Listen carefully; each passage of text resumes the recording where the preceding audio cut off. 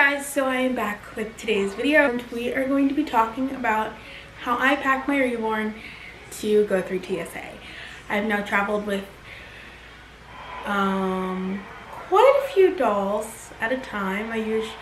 I've traveled with 2, I've traveled with 3. So I think I kind of got it now. Fingers crossed I'm not jinxing myself. And so I thought I'd share my tips with you. So first, I'm gonna go ahead and share my top 5 tips for how to travel with your Reborn through TSA. And then I'm gonna go ahead and show you the 2 ways I have traveled with my Reborns. So tip number 1, be on time. Actually, be ahead of schedule. So by that I mean, allot enough time for you to be held up at TSA. You are going to be held up, they're going to pull your doll over, and they're going to swab your doll. Now it's a pad that's, excuse me, it's a dry pad that will swab your doll. They'll run it through a machine to check for residue of like bomb residue, explosive materials, and as long as it comes off negative, you will be on your way and ready to go. However, you don't know how many bags in front of you will also be pulled that day. So if multiple bags in front of you are being pulled, you'll have to wait behind those bags. You will have to claim your bag. You'll have to say, hey, that's my bag. They will then tell you, stand here, we're gonna go through it. And once they swab the doll, you can be on your way. Tip number 2, protect your baby. Whatever you're packing them in, make sure it's going to be protective, because you are going to be running for your gate, or at least walking through a very dirty area, and when they are taken out of the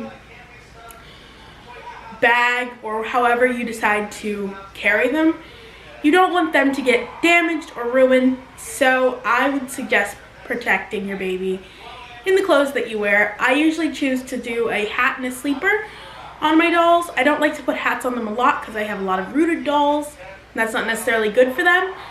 But when they're traveling, it's better than having their rooted hair just completely exposed.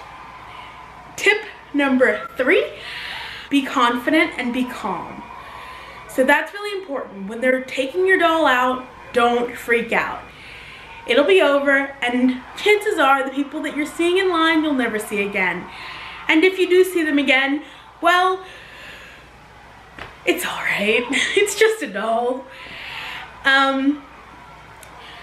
And if you act suspicious, they're probably gonna keep you longer, even if they find nothing on your doll. But just go in there with a calm and cool, collected heart. And even if it's nerve-wracking and you're nervous, because I get nervous every single time, just know that it'll be all right. You'll get through this. This too shall pass. Tip 4 is something that I've never done before, but I have heard other people do it. If you are really nervous about having your doll maybe taken apart, you can go ahead and bring a sample size, maybe in a plastic bag, like a plastic Ziploc bag, with glass beads and polyfill to show what's inside the doll so they don't try and take it apart. I, so far, knock on wood, have never had them take a doll apart before.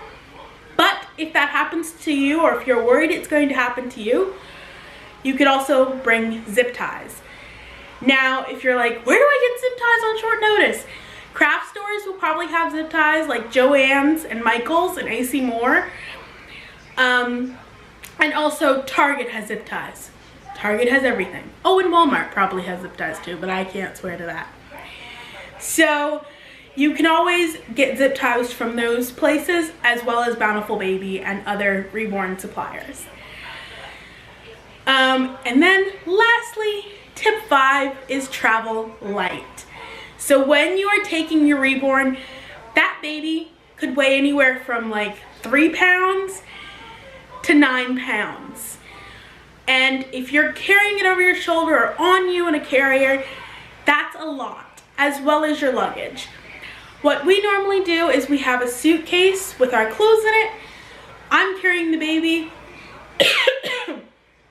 either on myself, in a carrier, or in a bag, which I'll show you both ways at the end of this video. And then my mom will also have her carry-on. And that's all we'd carry. Now this year we're doing a little bit differently. We do have one big suitcase because we're going to be there for longer. But that is my tip. Travel light so that you aren't stressing. When they pull you over for TSA, you want to make sure that you can get everything and that you can get all of your luggage and you can get to your gate without having to worry that you've left something behind. So traveling light is really important when you're carrying a heavy doll. And it's good if you're coming back from a doll show, because the more stuff you leave behind at home, the more stuff you can bring back with you from the doll show. Alright guys, so I'm gonna go ahead and show you option 1 for how I travel with my dolls. I've done this multiple times. If I'm bringing a doll down to campus with me, I will travel like this, and if I'm traveling on a plane with my doll, I will travel like this as well. This is my duffel trick. So I have a duffel from Vera Bradley. I'll put a link to it if I can find it in the comments below. You don't have to get this same duffel, but it'll show you size-wise. And it will fit all of my dolls, not all of them together, but it'll fit one very nicely. I have done 2 in there before, one on top of the other, and that's worked as well, but it is heavy. So I'm gonna go ahead and show you how Bo fits in it. Bo is the Evelyn kit by Cassie Brace. So she is 23 inches long. She is the size of like a 0 to 3 month old, 3 month old. So I'm gonna go show you that now. Okay guys, so this is Miss Bo. She's going to be my little model for this video. She says, hi guys. As you can see, I've already put her in a sleeper. Now I normally have my babies in gowns if they're coming with me, but she was already in the sleeper and it's going to pretty much be the same thing. The thing about gowns is they are slightly easier for them to access and they don't have to undress the baby. They literally just pull the gown up, swab the leg, pull one of these things, one of the sleeves back, swab the sleeve. Sometimes they only will swab one section of your baby. Sometimes they'll swab all the sections of your baby. It really just depends on the person and how they feel. I can do another video about what I pack in their bag, but I'll give you a slight run through. What I will do is for this bag here, this is the bag that she will be going in, and I'll zoom out when I put her in it.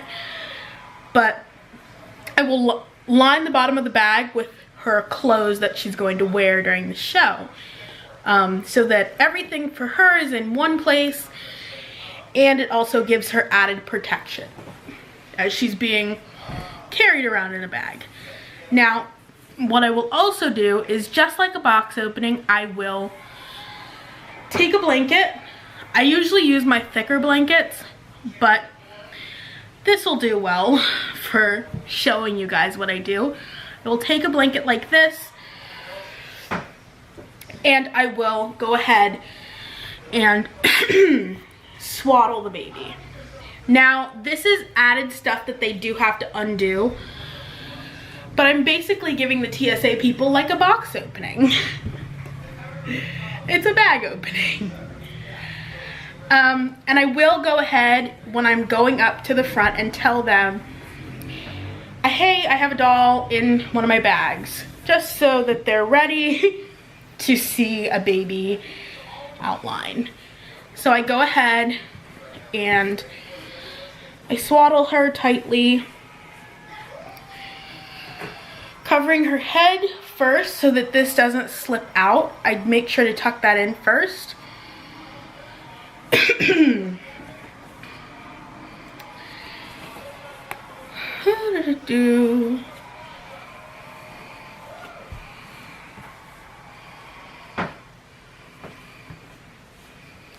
And I usually will tuck the excess just under her since she will be laying down. I then will go ahead and plop her into the bag. Sometimes I'll bring a pacifier, sometimes I won't. It really depends on whether that doll has a passy clip or not, because, you know, I don't want to lose things. But I'm gonna go ahead and show you how she fits in the bag. Here's the bag. Now she is one of my longer babies that I would consider bringing. And so she is slightly longer than the bag. This is not hurting her, guys, I promise. It might look a little inhumane, but Bowen's a strong girl. And she's okay with it. Now, there she is in the bag, all snugly. Snug as a bug on the rug. And she fits. She's got some room, but she's not going to, like, jolt. If you see, if I'm moving the bag, she's not going anywhere. She's not bouncing excessively. So she'll be in fine condition for when she's out and she's protected. Now, if I want to put a pacifier in, I'll just put it in there. But there she is, all in the bag. And I will go ahead and put her through the conveyor belt just like this. They will then pull the bag to the side, open her up, undo everything that I just did, swab her, and then I'll go ahead and swaddle her back up once I get to my gate so that she's protected again. But that is how I do option 1. Alright, so guys, that was option 1. Option 2, we did this coming back from Utah last year. We didn't have any room in our suitcases for the babies that we'd bought, so we went ahead and wore them in the carriers that we used during the show. So last year we used a Moby wrap and an even flow carrier. This year, from the clearance section at Babies R Us, we got a Lily baby carrier. It's amazing. I'm so excited to use it. So I'm going to be using it at the show, so you guys will see that in my Rose vlogs, but I will also go ahead and show you what that looks like. For that, I just carry the baby, and then once I get to the TSA line, I unstrap everything, put that in a basket, and then put the baby on top, and then slide it through the conveyor belt. They will then pull the baby over just like they will if the baby is in the bag. They will swab the baby and you will be on your way. So this is option 2. This particular carrier allows for privacy, so people would only see the top of the baby's head. If you snap it up here, and a lot of them do the same feature, so it's not just specific to this carrier where they can't tell it's a reborn, especially if you've got it in these like sleepers. You can't tell whether it's a reborn or a real baby, and they're just going to assume it's a real baby anyway, so there's added to that. And this has the added like hood that snaps up here. But for this one, I go ahead and I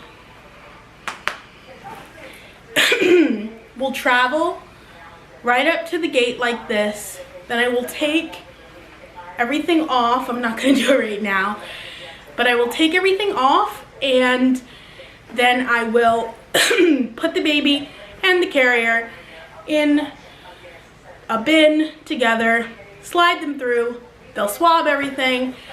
Now this might get you more attention on the, like, in the beginning than if you just did the bag. You'll get more attention at the end, but people will also be paying attention to grabbing their stuff as it comes through the conveyor belt. So if you don't want attention, if you're shy or you're anxious or you're nervous, this might not be the best option. Now, if you want to be able to wear your baby during the flight because they help you and you have anxiety with planes, this might be an option, having your carrier nearby, but you could still do the bag option. Excuse me. I don't know what's wrong. You could still do the bag option and then also have this handy so that once you get through security, you can pop your baby on you and have them nice and tight and make you feel secure if that's what you need your baby for. I will say with some of these carriers, some kits don't do as well. I tried filming this yesterday with Bronwyn and her leg fell off. So the Greta kit isn't necessarily the best baby for these big panels here. But this is an Evelyn and she's doing fairly well here. So if your kit has longer legs, or if you have a Greta that has the joints, then they might do better for this. But anyway, yeah, this is option 2. You can have the baby in one of these things, which is great to have at the show. I love this one, by the way. It gives so much support. Oh, it's great. If you want me to do a review on it, let me know. There's Bo. Says, hi guys, I'm sleeping.